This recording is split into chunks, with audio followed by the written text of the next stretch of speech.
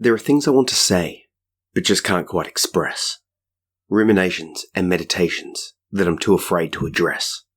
Like the veil over my eyes that keeps me hidden from the stress. To the dark wishes that I'm fighting to suppress. Like the fear and anxiety that I'll constantly transgress. To the past expressions that I'm never going to confess. Like how everything I do gives me nothing but duress. To the unwavering ache and torment that's causing me to regress. I must profess, I desire to express my stress, confess to address this abscess, to aim for excess and to stop living like a fucked up mess. Yes, I want to make progress, but there are just some things I can't quite express.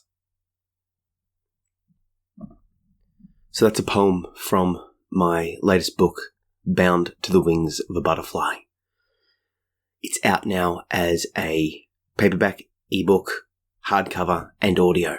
And since its release, it's received the stature of #1 new release for Australian and Oceania poetry, which I'm super excited and blown away by.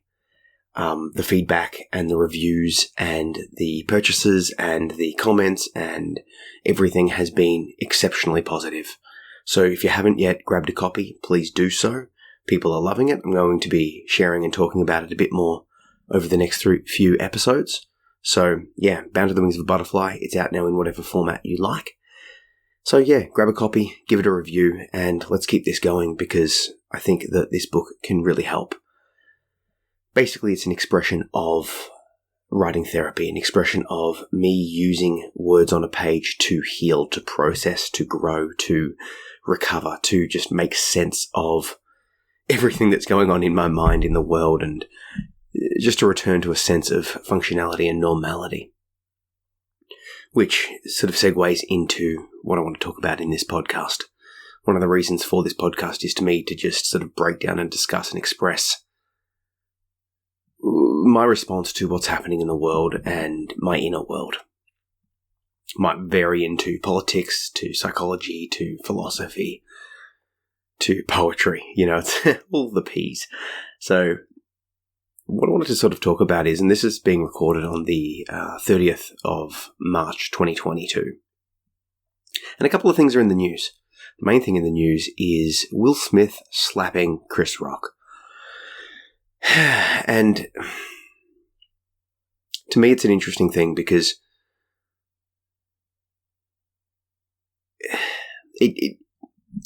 the world has sort of it's been covered everywhere by everyone whilst a war is being raged. And don't get me wrong, it probably shouldn't have happened. It most certainly isn't justified.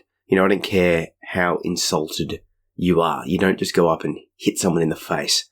You do the adult thing and, use your words. Because, slapping someone in the face is quite extreme, particularly in a public sphere, particularly just out of the blue. And then to heckle, it's clear that Will Smith is not in a good way. But that's not really what I wanted to talk about. What I want to talk about is more the world's response. Everyone's talking about it. The implications. What does this mean for talk shows and presentations? What does it mean for comedy? What does it mean for African American rights? What does it mean for our focus? And there's a whole variety of takes, and everyone's got an opinion. But for me, it's like, well, yeah, it's a level of violence, and we shouldn't promote and encourage violence. But look at what's being done right now. What's more violent than a really mundane joke about alopecia, i.e. balding, is a war. So the real crux of what I wanted to get into is the fact that the world feels like where it feels like no one's living in the same universe. Or rather, there's a bunch of different universes that we're all living in simultaneously. I don't know if this is a measure of me being older, or a measure of a technology, or like a cross-section between those two. But back when I was younger, it felt like society as a whole had less different camps, less different realities, less different viewpoints. maybe I'm just sort of seeing things from an adult perspective and seeing the nuance, but I can't help but feel like it's due to the proliferation of technology. It is so possible to put ourselves into different camps, put ourselves into different focus points, to sort of segregate ourselves, to fall into echo chambers, to ostracize ourselves from every other group other than our own. This causes us to listen to our own forms of media, things that we find entertaining. Back in the day, with free-to-air TV or cable TV, you had to check in and tune in at a certain time. But now with YouTube and podcasts and all the other things we've got going, you can look up and listen to whatever you like, whenever you like, right? So we're not all watching and consuming and considering the same thing. The music industry, for example, has become so broad. Yes, there's some mainstreamers, but in general, the majority of people seem to have this really diverse, nuanced, specific taste.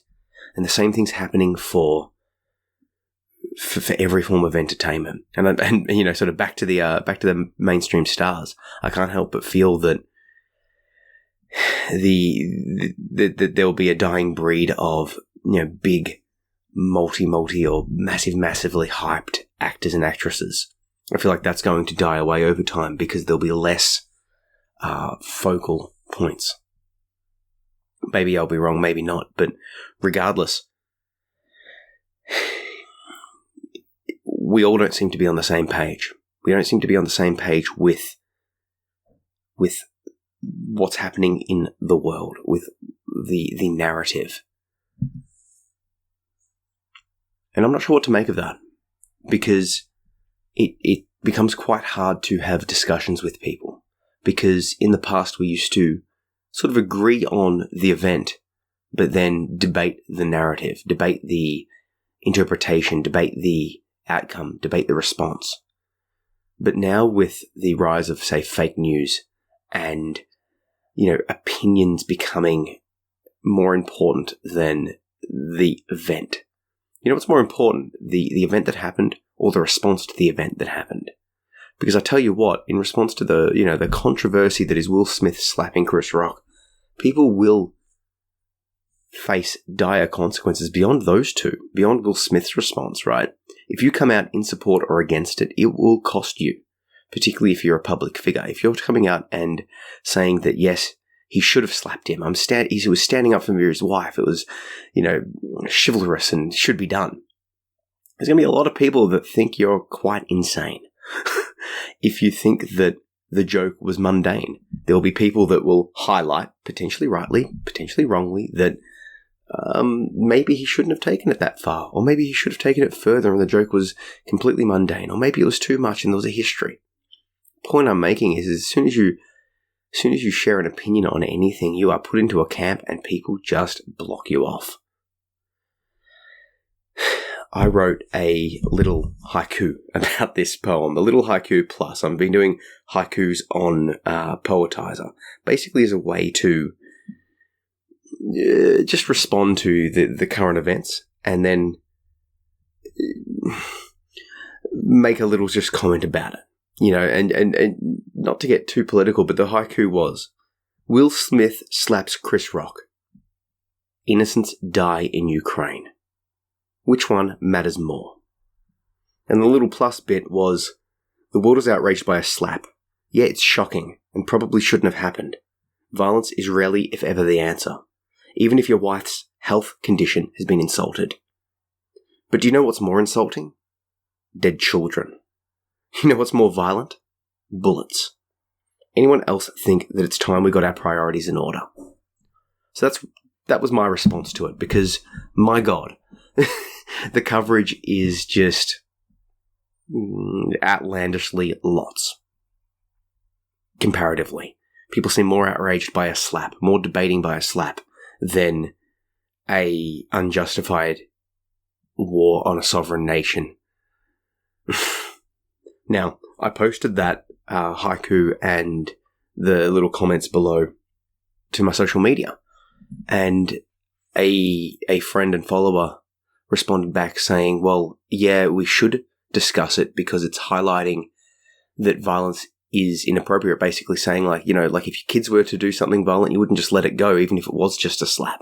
We should dissect it and break it down because small issues of violence can lead to, can sort of, go down that slippery slope justifying larger forms of violence, i.e. it's all on the same spectrum.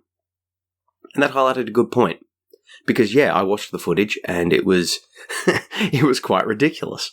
It was, seemed unjustified. And like I said, perhaps Will Smith should have used his words to express his displeasure, maybe taking Chris Rock aside and be like, hey, I don't appreciate this joke. This is history, yada, yada. Maybe if you wanted to do an open letter or a public comment, but slapping someone in the face is just, wow. And it was shocking. So yeah, point taken. And I made, I basically agreed with that and said yeah, I agree. Good points. And that's it. The reason I'm bringing this up is that I like to have strong opinions loosely held because that allows me to have my opinion changed. Now, someone might give me more information or more discussion on why exactly this is a big problem, why exactly we should focus on it so much. Fair enough, but I can't help but feel that people are falling into a narrative. People are falling into the trap of the self-feeding social media cycle in which people see a current event and then they talk about it, then everyone starts talking about it, it becomes this feedback loop. And it pulls everyone to be discussing this thing, all from separate camps, all yelling at each other. Yeah, we're talking about the same thing now, but no one's agreeing. No one's like, I don't know, it's just, everyone seems like they're screaming at each other, all to the benefit of the advertisers on the social media platforms. Whereas if we could take some approach to actually just have some nuance, have some discussion, have the ability to say, hey, I was wrong, or hey, I didn't think about that, or hey, I'm not quite sure, perhaps we can be moved. I'm finding myself just frustrated by the world because this sort of, I feel like there's an analogy between the disparate nature of the world and the way this fragmentation feels and my own inner sort of mind. One of the symptoms of complex PTSD, childhood trauma neglect, is a fragmented mind, is this dissociative nature, is an inability to sort of feel whole. So I'm like, is it me? Is it me just sort of switching between pseudo personalities, or is it the world that's increasingly fragmented? I was listening to a podcast highlighting between Noel Harari and Sam Harris, and basically it was saying, well, what are some of the one of the positives, quote unquote, from the situation with Russia and Ukraine? And the answer was basically like, this might get us to focus our attentions on things that can actually matter, actual real existential crises. There's some things in the world that matter, but there are some things that really matter. Now, I'm going to say this from a perspective of I am one of these people, okay? I have issues with my gender. I have issues with sexuality. I have issues with a stable sense of self. So I am well on that, the LGBTQ sort of spectrum, so to speak. However, with that said, those issues, whilst very important, while issues of identity are super important, while issues of sexuality and gender and that sort of stuff do matter and do need to be discussed and addressed, none of that will matter if there's a catastrophic war, right?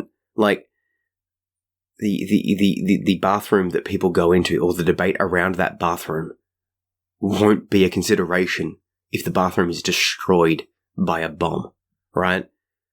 It doesn't matter if a trans athlete is competing when the climate is in a perpetual cycle of self-destruction. Like, yeah, there's issues, but not every issue is the same level of importance. And like I said, I am a part of that. I don't know if it's an innate thing that I was born with, or if it was due to trauma or some kind of cross trigger between it, but I am seeing a therapist to help me process and reintegrate and deal with the way that I feel about myself, the way that I can respond to the world, and all of these things. It is not an easy thing to process. It is confusing. It is confronting. It is hard. My sense of self shifts. I don't always feel whole. I don't always feel male. I don't always feel stable. It's a shifting sense of self, and that's confusing. But that whole gender politics thing flies right over my head, and I think for a couple of reasons. Number one, I have more to identify with than my mental illness or than my gender. There's more in my life. I enjoy my writing, my online work, my martial arts, my family. All of these things I sort of hold closer to me than the importance of nutting down and defining exactly my pronouns and gender and where I fit on the LGBTQ spectrum and all of these sort of things. And also, I can't help but feel that none of that will matter if catastrophe happens. So, correct me if I'm wrong here, and I'm happy to have the debate. Like I said, strong opinions loosely had. If you disagree with anything I'm saying here, hit me up. Message me on social media at Zach P. Phillips and say, yo, you're wrong. This is why. And I'll listen to you. I just feel that like these things, around, race, gender, sexuality all get brought up all of the time. But and something happens and people are triggered and that hurts. And I have been there and am there and it happens, but yeah, something with, Russia is invading a country in a way that hasn't happened for years. Yes, there's been wars. Yes, there's been conflicts, but no one has really invaded their neighbor to claim that space, to take the land in aggression in this way. Yes, there have been wars, there have been conflicts, there have been civil wars, there have been terrorism, but this is something categorically different, particularly when you add the explicit threat of nuclear war. Sorry to get dark, but fuck me, I can't, it doesn't sit with me. So yeah, there will be trans athletes competing. Yeah, celebrities will have mental health problems that cause them to violently slap another celebrity. Yes, there will be controversies of people responding to other people. But don't we think we should focus on the existential crises? Shouldn't we be concerned about humanitarian and humanity as a species level problems? I don't know. But then I guess I flip back to the other perspective because, I'm not that I'm not that consistent and stable, right? Because, yeah, we are able to hold multiple opinions in our mind. We are able to hold multiple issues in our mind. We are able to hold, and consider multiple perspectives and all of those things all at once. And yes, we can think about one thing and think about the other thing. I get it. I guess it just shocks me that more people are talking online and in real life about something that to me seems so insignificantly small, comparatively. Like I said, tell me if I'm wrong, please. And if society's all going to be brought together on something, surely we should be brought together on something more important. There's big issues and there's small issues, and I guess just because you're offended, just because someone's offended, just because something happens, doesn't make it right. Doesn't make it wrong. Offense doesn't mean anything other than you're offended. There's more to it than just that. Something I'm sort of been thinking about with the alopecia jokes from Chris Rock in general, right? If Will Smith hadn't have said anything, right? Let's just say he didn't go up and slap him. He didn't say anything. Nothing happened. And the night just went on as normal. Would anyone have mentioned anything about those jokes online, how they're offensive to the black community, how they're offensive to her, right? I think not. Would a massive deal have been made about how ridiculously insulting that joke was? How over the top and sort of a massive punch in the face, and how Chris Rock's punching down from that joke? I can pretty certainly guarantee that it wouldn't have been mentioned.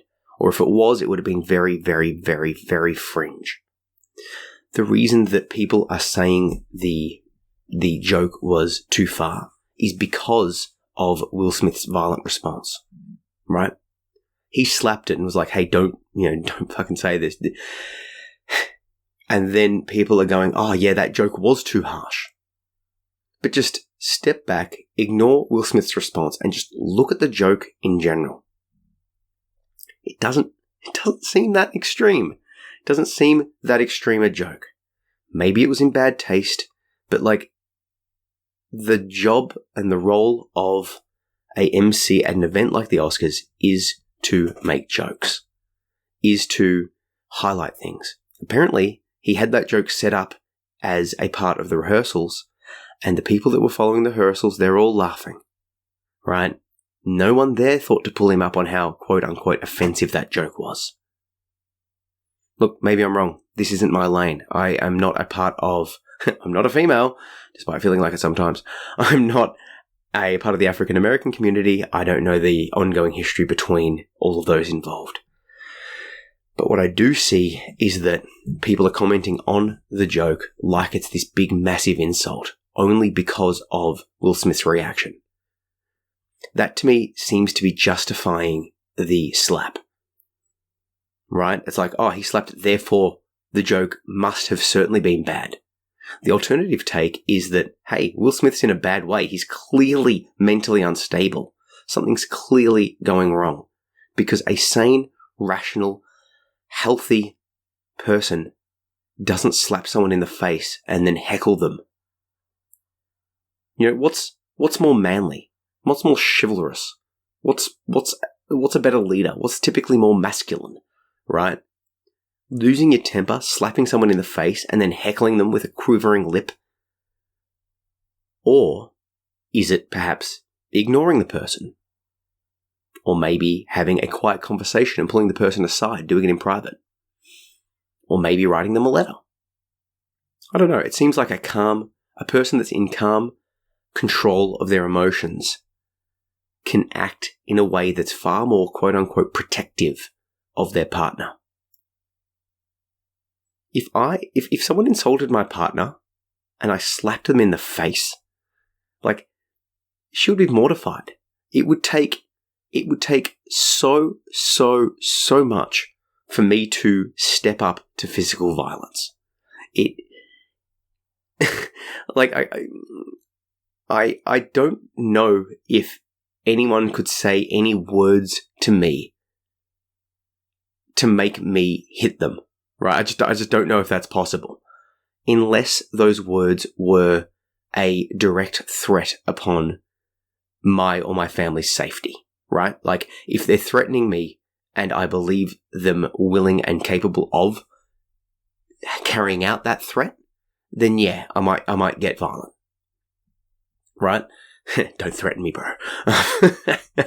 But in terms of an insult, like, you could listen to, play back, and just pick apart every single little bit of issues that I have with myself from my, all of the stuff that I've put online. And I still don't think I would hit you. I just don't, the consequences are too high. If I hit you and physically hurt you, I now have to deal with the legal and mental ramifications of that. Maybe you press charges. If I injure you significantly, I now have to deal with the fact that I've injured someone significantly. He's like, oh yeah, you hit someone. In the moment, that sounds great. But what if you hit someone and they fall to the ground and get, king hit and hit their head on the ground and they die? Okay, you have to live with that. What about the legal ramifications, the psychological ramifications? What if I start a fight with you and you hit me back and now we're fighting and you hurt me physically, right? Before you get into a fight, consider the physical, mental, and legal ramifications of your actions. Which is the other interesting thing, right? He hits him, and then goes back down and sits down like it's nothing. To me, I think if anyone's going to talk about anything, it should be Will Smith's fucking privilege that a rich and famous person can violently assault someone in public, on camera, and not be escorted out of the premises, not be arrested. What?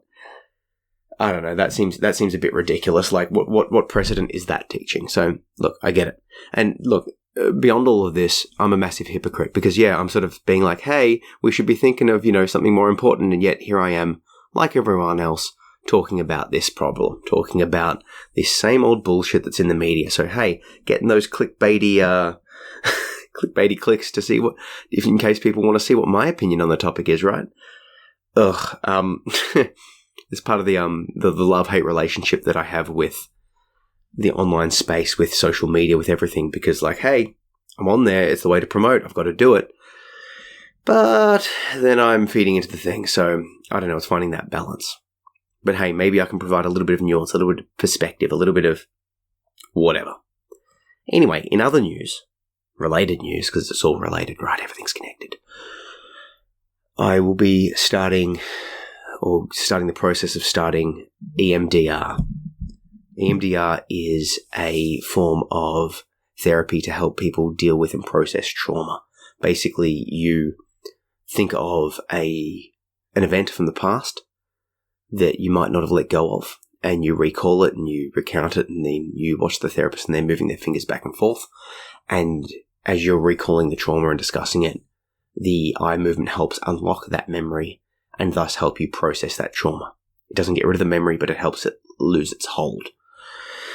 So I've started discussing that process. I've got to sort of look back over my memories and sort of pick out the 10 worst memories that could become the target memories of what I'm going to look at. And I tell you what, that approach is pretty terrifying.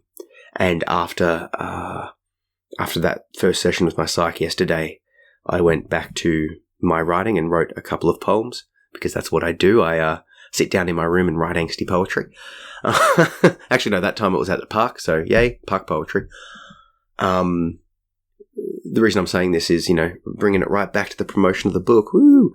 The book I wrote, Bound to the Wings of a Butterfly, the one that's doing exceptionally well, the one that you can buy now, hey, is basically the introduction sort of talks about the idea and sort of will get you writing, and the conclusion to the book gives the principles of writing therapy, how to do it so you can do it for yourself. And the poems inside are, how I started this podcast, the Can't Quite Express. That's an example of the poetry. Some of them are quite long, some of them are short. They're all different themed, but it's a useful skill. I know that when I have a therapy session, I always plan ahead. It's like, okay, how I know this is going to impact me. I know that I'm going to be rocked in some capacity by this session. How can I best recover from being rocked? How can I best make use of my day? Okay, I'll make sure to meditate. I'll make sure to eat well. I'll make sure to go and do some training and exercise. I'll make sure to give myself time to write. And that's where a lot of the poetry's come. So I'll be, over time, sharing my poems on social media, on Poetizer, on a bunch of different places. But I'll also be sharing them here too. And yeah, maybe there'll be, a second book coming up, because, like I said, it's a useful skill to have. Because if you think about it, what is therapy, right? What is friendship? A lot of the time it's just us expressing ourselves verbally and the other person just listening. Well, the page is the best listener, right? It doesn't judge. It's got the perfect memory. It's always available, and you can throw it out afterwards, right? It's amazing, and it gives you a tool to change and express and process if something happens to you, or if you're, actually happens, in the sense of like, some sort of trauma, some sort of event, some sort of unpleasantness happens, you can process it. But if you just get overwhelmed, it helps you to process it, because you're addressing it, you're writing it down, you're getting the thoughts out, you're opening yourself up, you're shining light on those inner demons. And then when the words are on the page, you can tweak and play and process to express yourselves in the best way possible, to really just nut down on that emotion or theme. That poem Can't Quite Express that I read out at the start, It's like, how can you express that feeling of like neglect and trauma, that thing that you can't quite put your finger on that's impacting you? Well, I can't quite express whatever that is, but I can express how I can't express it, right? And that whole process is very mindful in a way, because you're really leaning into and feeling and focusing on the emotion, focusing on the reality of what it is, focusing on exactly what is going on. And you're letting it sort of burn through you, and you're letting it heal. You're letting it grow. So like I said, I'm going to sort of slowly release more poems. You can grab a copy as a paperback, ebook, audio, and hardcover. Please do grab a copy. Grab a coffee too. And if you do so, give me a review. Share it around. Let people know. My goal with this book is to make it a bestseller. It's already the #1 Australian and Oceania release. So let's get it to best-selling status. And to do that, I need your help. I need your help to grab a copy. The ebook is only a couple of bucks. The audio book won't be too much either. Grab a copy, review it, and yeah, let's pump this thing, because it will help you. It'll help other people. And, I'm actually super proud of it, and I'm really super proud of stuff. So thank you. And yeah, let's try and stay sane, because the world's a little bit insane in the moment, right? Gotcha.